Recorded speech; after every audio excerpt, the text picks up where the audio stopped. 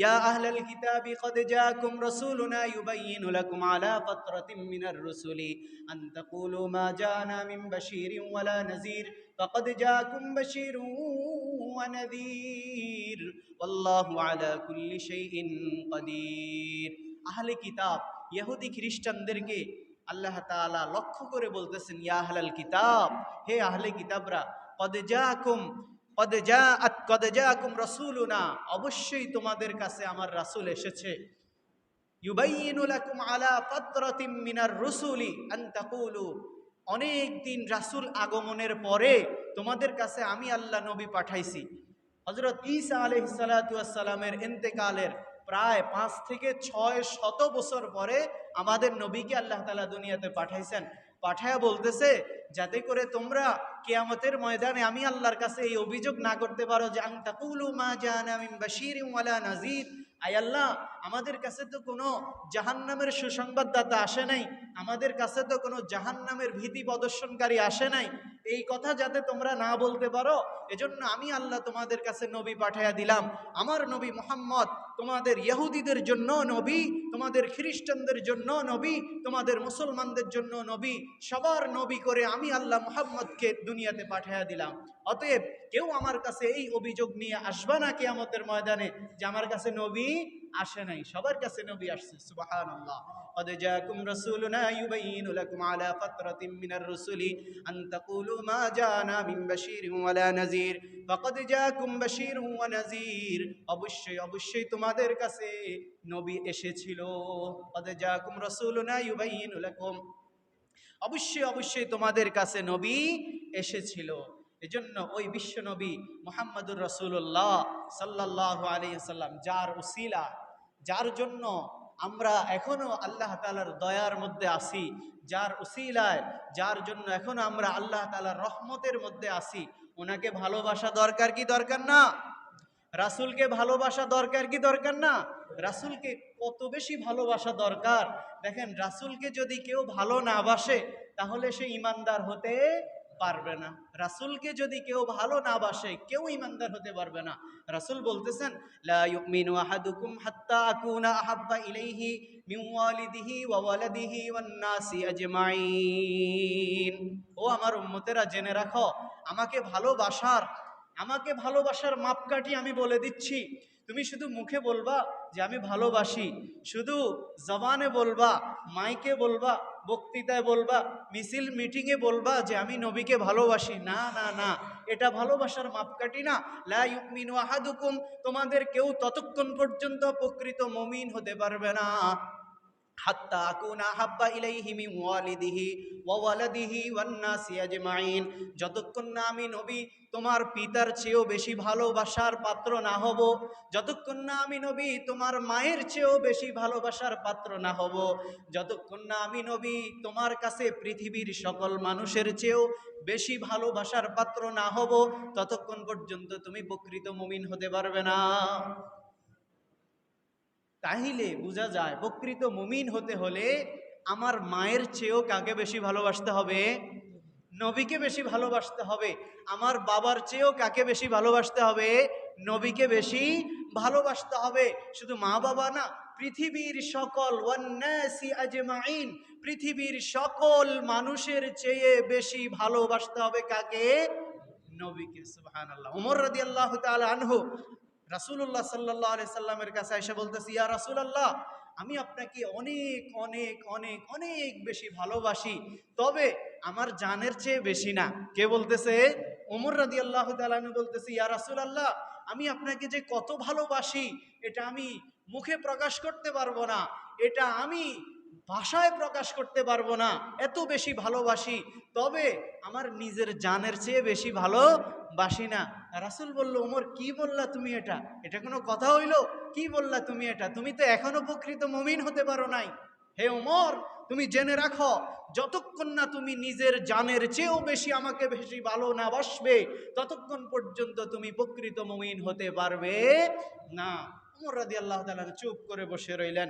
কিছুক্ষণ পরে বললেন, ইয়া রাসূলুল্লাহ, এখন আমি আমার নিজের জানের চেয়েও আপনাকে বেশি ভালোবাসি। তখন আল্লাহ রাসূল বললেন, হ্যাঁ, এখন ঠিক আছে, এখন ঠিক আছে, এখন তুমি প্রকৃত মুমিন হতে পেরেছ, এখন তুমি প্রকৃত মুমিন হতে পেরেছ। তুমি যদি তোমার জানের চেয়েও আমাকে বেশি না ভালোবাসো, তাইলে তুমি প্রকৃত মুমিন হতে পারবে না। রাসূলকে ভালোবাসতে হবে কি হবে না? রাসূলের ভালোবাসা ছাড়া কিয়ামতের ময়দানে কোনো সুপারিশ কি পাওয়া যাবে? কোনো সুপারিশ পাওয়া যাবে? কোনো সুপারিশ পাওয়া যাবে না। আর সাহাবায়ে কেরামের কিছু ভালোবাসার নমুনা আপনাদের কাছে আমি প্রকাশ করব ইনশাআল্লাহ। সাহাবায়ে কেরাম রাসূলকে কিভাবে ভালোবেসেছেন এটার কিছু নমুনা আমি আপনাদের কাছে প্রকাশ করব। আর আমরা কিভাবে ভালোবাসি তফাৎ করবেন আপনারা। আমি শুধু দুইটা জিনিস দেখাবো আপনাদেরকে, দুইটা জিনিস দেখাবো। সাহাবায়ে কেরাম কিভাবে ভালোবাসছে, আমরা কিভাবে ভালোবাসি, এবং কোনটা করা উচিত কোনটা করা উচিত নয় এটা বিচার করবেন আপনারা, এটা আমি বিচার করব না। শুধু আপনাদেরকে আমি দুইটা পথই দেখাইয়া দেব যে এটা এই এটা সেই, আপনারা যেটা ভালো লাগে ওটার উপরে আপনাকে কি করবেন, আমল করবেন। হযরত ওমর রাদিয়াল্লাহু তাআলা আনহু, দেখেন হযরত আব্দুল্লাহ ইবনে ওমর, ওমরের ছেলে, রাসূলকে কত ভালোবাসতেন। তারা রাসূল যেখানে যেই কাজ করতেন তারাও সেখানে সেই কাজই করতেন। এটা হলো রাসূলের ভালোবাসা। রাসূল যেখানে যেই কাজ করতেন সাহাবায়ে কেরামও সেখানে সেই কাজ করতেন। এটা হলো রাসূলের কি ভালোবাসা। আব্দুল্লাহ ইবনে ওমর রাদিয়াল্লাহু তাআলা আনহু রাস্তা দিয়ে যাচ্ছেন, হঠাৎ করে এক জায়গায় কোনো কিছু নাই, রাস্তার মাথার উপরে কোনো কিছু নাই। হঠাৎ করে উনি একটা জায়গায় গিয়ে এরকম মাথা নিচু করে যাচ্ছে। অন্য সাথীরা জিজ্ঞাসা করলো, আচ্ছা আপনি এরকম করলেন কেন, এরকম কেন করলেন, এখানে তো মাথা নোয়ানোর কোনো কিছুই নাই। তখন আব্দুল্লাহ ইবনে ওমর রাদিয়াল্লাহু তাআলা আনহু বললেন, ও আমার সাথীরা, আমি একদিন রাসূলের সাথে এই দিক দিয়া গেছিলাম, যাওয়ার সময় এখানে একটা ঢাল ঝুঁকা ছিল, তখন রাসূল এই ঢাল যাতে মাথায় না লাগে মাথা নিচু করে গেছেন, আমার এখনো মনে আছে। এজন্য রাসূল যেহেতু এই পথ দিয়া মাথা নিচু করে গেছে, এজন্য আমি রাসূলের মহব্বতের দাবিদার হয়ে আমিও আজকে মাথা নিচু করে গেলাম। চিন্তা করেন তাদের ভালোবাসার কি পরিস্থিতি। আর আমরা কিভাবে ভালোবাসি, মুখে বললে হবে, মুখে বললে কি হবে, মুখে বললে হবে না। রাসূলের ভালোবাসার প্রকাশ ঘটাইতে হবে সাহাবায়ে কেরাম যেইভাবে রাসূলের ভালোবাসার প্রকাশ ঘটাইছেন। উহুদের যুদ্ধে, উহুদের যুদ্ধে রাসূলুল্লাহ সাল্লাল্লাহু ঘোষণা হইল, মুনাফিকরা ঘোষণা করলো উহুদের ময়দানে যে রাসূলের ইন্তেকাল হয়ে গেছে। উহুদের যুদ্ধে রাসূলের ইন্তেকাল হয়ে গেছে। মুনাফিকরা কি করলো, এই ঘোষণা দিয়ে দিল, পুরা শহরে এই ঘোষণা দিয়ে দিল যে মুহাম্মদ মারা গেছে। তখন সবাই অবাক, সবাই বেহুশ, সবাই থ হয়ে বসে আছে, সবাই আশ্চর্য হয়ে বসে আছে যে এটা কি হইল, মুহাম্মদ মারা গেছে, এটা তো হইতে পারে না।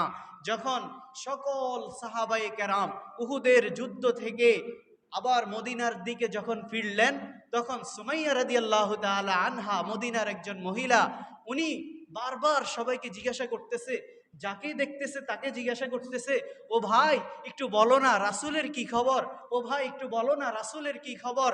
তো যাকেই দেখতেছে তাকে সে জিজ্ঞাসা করতেছে, কেউ বলতেছে আমরা জানি না, কেউ বলতেছে আমরা জানি, কেউ বলতেছে অমুক জায়গায় দেখে আসছি। সবাইকে শুধু জিজ্ঞাসা করতেছে, আর সবাই বলতেছে তুমি রাসূলের কথা রাখো, তোমার বাবা তো উহুদের ময়দানে শহীদ হয়ে গেছে। বললো আমার বাবা শহীদ হয়েছে, অসুবিধা নাই, বলো রাসূলের কি খবর। বলল তোমার স্বামী তো শহীদ হয়ে গেছে উহুদের যুদ্ধের ময়দানে। বলল স্বামী শহীদ হয়েছে, কোনো সমস্যা নাই, বলো আমার রাসূলের কি খবর। বলল তোমার ভাইও শহীদ হয়ে গেছে।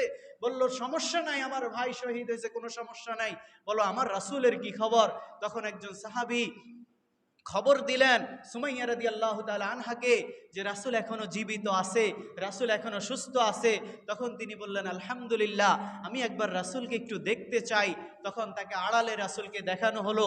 দেখানোর সাথে সাথে উনি আলহামদুলিল্লাহ বলে এত পরিমাণ তৃপ্তি অনুভব করলেন যে আমার ভাই মারা গেছে, শহীদ হয়েছে, আমার কোনো আফসোস নাই, আমার বাবা শহীদ হয়েছে, আমার কোনো আফসোস নাই, আমার স্বামী শহীদ হয়েছে, আমার কোনো আফসোস নাই, আমার রাসূল জীবিত আছে, আমার রাসূলকে আমি জীবিত দেখেছি, আমার রাসূলকে আমি সুস্থ দেখেছি, এটাই আমার জন্য প্রশান্তির বিষয়। সুবহানাল্লাহ। এত ভালোবেসেছেন রাসূলুল্লাহ সাল্লাল্লাহু আলাইহি ওয়াসাল্লামকে সাহাবায়ে কেরাম, এত ভালোবেসেছেন। হযরত আব্দুল্লাহ ইবনে জুবাইর রাদিয়াল্লাহু তাআলা আনহু, আব্দুল্লাহ ইবনে জুবাইর রাদিয়াল্লাহু তাআলা আনহুকে রাসূলুল্লাহ সাল্লাল্লাহু আলাইহি সাল্লামের একটা সুন্নত হলো শিঙ্গা লাগানো। আমাদের দেশে এখন শিঙ্গা লাগায়, শিঙ্গা লাগায় কিনা? শিঙ্গা লাগায়।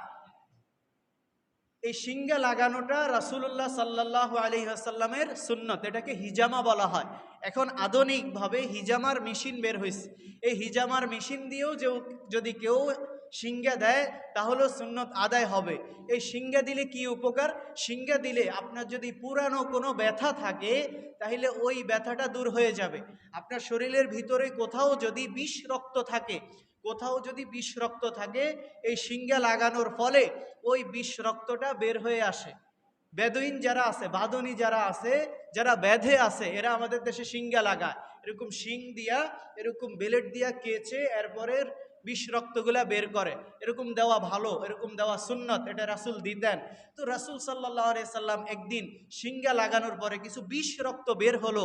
বিষ রক্ত বের হওয়ার পর আব্দুল্লাহ ইবনে জুবাইর রাদিয়াল্লাহু তাআলা আনহুর হাতে এই রক্তের কৌটাটা দিয়ে বলল, এই রক্তটা তুমি ফেলে দিয়ে আসো, এই রক্তটা তুমি ফেলে দিয়ে আসো। আব্দুল্লাহ ইবনে জুবাইর রাদিয়াল্লাহু তাআলা আনহু একটু দূরে আড়ালে গিয়ে ফেলে না দিয়ে উনি চলে আসছেন রাসূলের কাছে। ওই পাত্রটাও আনেন নাই। তখন রাসূল বলল, ঠিকমতো ফালাইয়া দিছ? বলল, ইয়া রাসূলুল্লাহ, আমি তো ফালাই নাই, আমি এই রক্তগুলা খেয়ে ফেলেছি। সুবহানাল্লাহ। রাসূল বলল, আশ্চর্য, তুমি খেয়ে ফেলেছ? হে আব্দুল্লাহ ইবনে জুবাইর, তুমি সাক্ষী থাকো।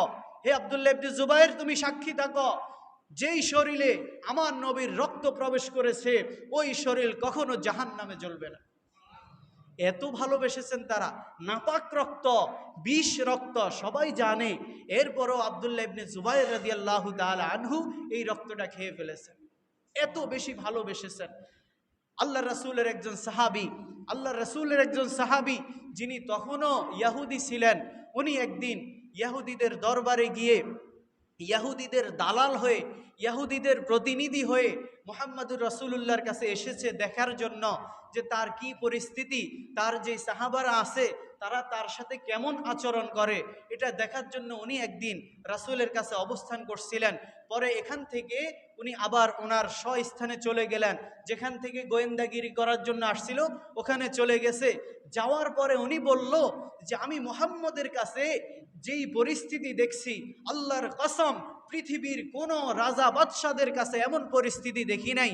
আমি দেখলাম যে মুহাম্মদ যখন থুতু ফেলে, এই থুতুটা মাটিতে পড়ার আগেই সাহাবায়ে কেরাম নিয়ে নিজের গায়ে কে কার আগে মাখবে এটা নিয়ে প্রতিযোগিতা লাগাইতে থাকে। মুহাম্মদ অজু করে অজুর পানি মাটিতে পড়ার আগেই সাহাবায়ে কেরাম এই অজুর পানি নিয়ে কে কার আগে শরীরে মাখবে এই নিয়ে তারা প্রতিযোগিতা লাগতে থাকে। আল্লাহর কসম, আমি পৃথিবীর কোনো বাদশাহের কাছে এমন পরিস্থিতি দেখি নাই। আমি এমনও দেখেছি মুহাম্মদুর রাসূলুল্লাহ সাল্লাল্লাহু আলাইহি সাল্লাম কোনো আদেশ করলে কার আগে কে পালন করবে এমন মনে হতো যেন তারা যুদ্ধে লিপ্ত হয়ে গেছে। সে বলতেছে আমি এই কাজটা পালন করব, ও বলতেছে না আমি এই কাজটা পালন করব। এমন যুদ্ধের মতো পরিস্থিতি আমি রাসূলের কাছে গিয়ে দেখেছি, যে এত ভালোবাসা আমি পৃথিবীর অন্য কোথাও আর দেখি নাই। সুবহানাল্লাহ। এত ভালোবাসা আমি পৃথিবীর আর অন্য কোথাও দেখি নাই। উহুদের ময়দানে, উহুদের ময়দানে, উহুদের ময়দানে, আল্লাহু আকবার, উহুদের ময়দানে মুসলমানদের সামান্য কিছু সময় বিপর্যয় হয়েছিল, সামান্য কিছু সময় বিপর্যয় হয়েছিল। মুসলমানরা একটু ছত্রভঙ্গ হয়ে গিয়েছিল যে কোনো একটা ভুলের কারণে। আল্লাহ তাআলা পরবর্তীতে মুসলমানদেরকেই বিজয় দান করেছে। উহুদের ময়দানে রাসূল সাল্লাল্লাহু আলাইহি সাল্লামের মাথায় দুইটা কড়া ঢুকে গেছে। রাসূলের মাথার মধ্যে দুইটা কড়া উহুদের ময়দানে ঢুকে গেছে। হযরত আবু বকর রাদিয়াল্লাহু তাআলা আনহু দৌড়িয়ে আসলেন। আবু বকর রাদিয়াল্লাহু তাআলা আনহু দৌড়িয়ে আসলেন এই কড়াটা খোলার জন্য। হযরত আবু দাজানা রাদিয়াল্লাহু তাআলা আনহু উনিও দৌড়ে আসলেন। উনি বললেন, আবু বকর, তুমি আমাকে এই সুযোগটা দাও, আমাকে আজকে এই সুযোগটা হাতছাড়া করতে দিও না। রাসূলের মাথার মধ্যে যেই দুইটা কড়া ঢুকে গেছে, এই দুইটা কড়া আমি নিজের দাঁত দিয়ে বের করতে চাই। তখন আবু বকর রাদিয়াল্লাহু তাআলা আনহু বললেন, ঠিক আছে, তুমি এই কড়াটা তুমি নিজেই বের করো। তখন আবু দাজানা রাদিয়াল্লাহু তাআলা আনহু নিজের দাঁত দিয়ে রাসূলের কড়ার উপরে দাঁত দিয়ে কামড়ে একটা কড়া এমন জোরে টান দিলেন, টান দেওয়ার সাথে সাথে কড়াটা এত শক্তভাবে রাসূলের মাথায় আঘাত করছিল, এমন জোরে টান দিলেন দাঁত দিয়ে, টান দেওয়ার সাথে সাথে কড়াটা বের হয়ে আসছে, বের হয়ে আসার সাথে সাথে তার একটা দাঁত ভেঙে গেছে। সুবহানাল্লাহ। আবু বকর বললেন, তোমার যেহেতু দাঁত ভেঙে গেছে তাইলে আমাকে আরেকটা কড়া উঠাইতে দাও। বলল, আল্লাহর কসম দিয়ে তোমাকে বলছি, আরেকটা কড়া আমাকে উঠাইতে দাও। তখন আবু দাজানা রাদিয়াল্লাহু তাআলা আনহু দাঁত দিয়ে কামড়ে আরেকটা কড়া টান দিয়ে খোলার সাথে সাথে কড়াও বের হয়ে আসছে। আবু দাজানা রাদিয়াল্লাহু তাআলা আনহুর একটা দাঁত পড়ে গেল, আরেকটা দাঁত পড়ে যাওয়ার সাথে সাথে দাঁত পড়ে গেল। আর এই দিক দিয়ে রাসূলের মাথা থেকে যখন কড়া বের হয়ে আসছিল তখন রাসূলের মাথা থেকে রক্ত বের হয়ে চেহারা মুবারক রক্তে লাল হয়ে গেল। এদিক দিয়া দৌড়ে আসলেন হযরত মালিক ইবনে সিনান রাদিয়াল্লাহু তাআলা আনহু। উনি আয়েশা বলল, ইয়া রাসূলুল্লাহ, আমাকে এই রক্তগুলা মুছতে দেন।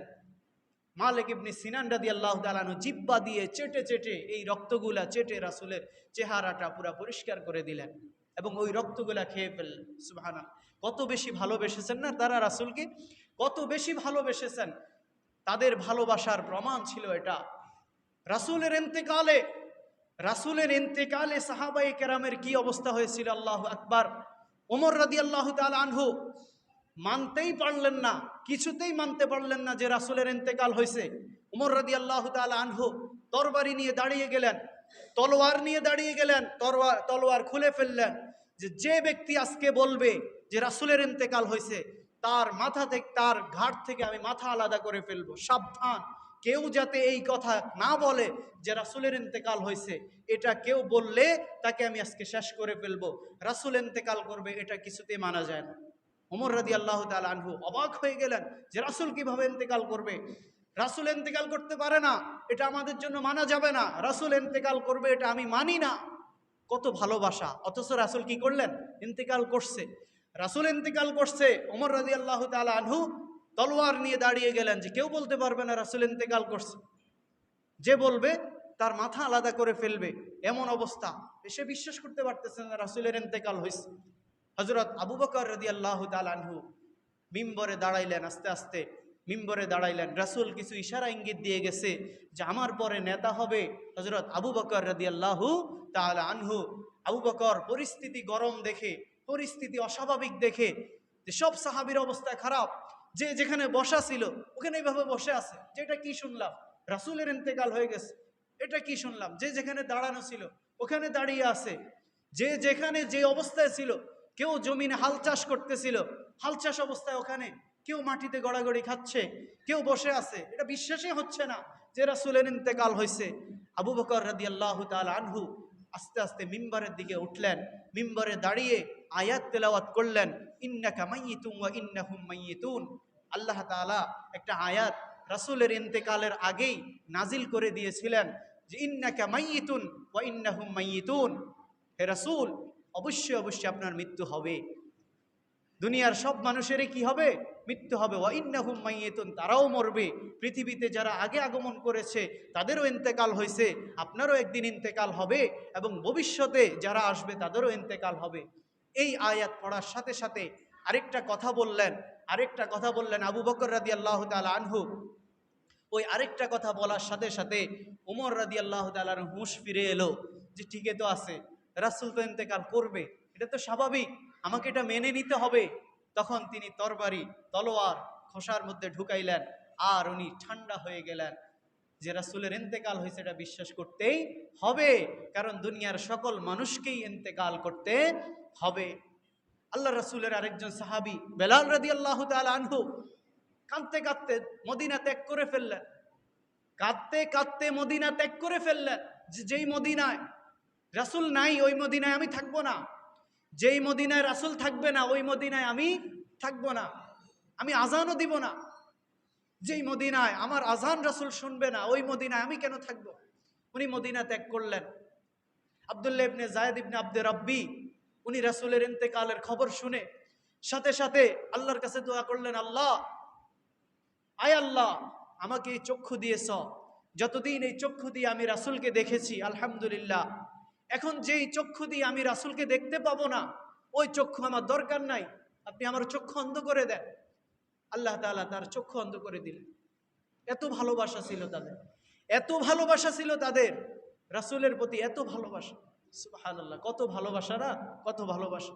আরেকজন সাহাবী উহুদের যুদ্ধের ময়দানে রাসূলকে লক্ষ্য করে কাফেররা তীর নিক্ষেপ করতেছে, রাসূলকে লক্ষ্য করে তারা তীর নিক্ষেপ করতেছে। একজন সাহাবী উনি রাসূলুল্লাহ সাল্লাল্লাহু আলাইহি ওয়াসাল্লামকে বুকে জড়িয়ে ধরলেন, এইভাবে বুকে জড়িয়ে ধরলেন।